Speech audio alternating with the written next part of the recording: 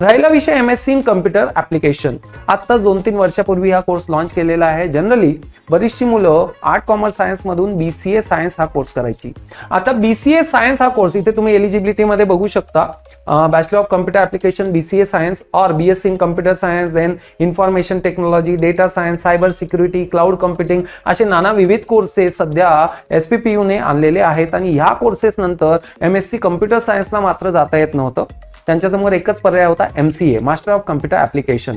आणि मुलं या दोन कोर्सेसमध्ये बरीचशी कन्फ्यूज असतात. एमसीए हा फक्त इंजिनिअरिंग कॉलेज किंवा मॅनेजमेंट कॉलेजेस पुरताच मर्यादित कोर्स आहे. त्याच्यासाठी वेगळी एंट्रन्स असते. आणि एमएससी म्हणजे master of science, MCA master of computer application. तर एमएससीच्या अंडर कम्प्युटर ऍप्लिकेशन हा नवीन कोर्स आलेला आहे. हे समजून घ्या. एमसीए वेगळं आहे, एमएससी इन सीए वेगळं आहे.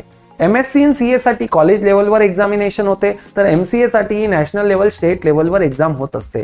म्हणजे थोडक्यात फर्ग्युसन कॉलेजची जर ही एंट्रन्स दिली, दॅट डझंट मीन की तुम्ही एसपीला, मॉडर्नला, वाडियाला अप्लाय करू शकता. बाबा उनका एग्जाम अलग रहेगा.